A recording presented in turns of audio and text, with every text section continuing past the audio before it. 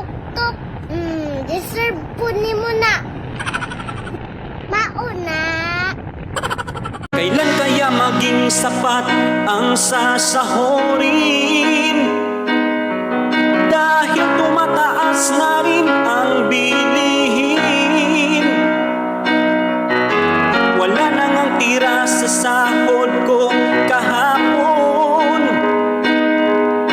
Dumako lang sa palad ko, anong sakit? Sadyang nakakapagod at nakakapanghinayang. Ngunit wala kang magawa, ito'y tinitiis lang.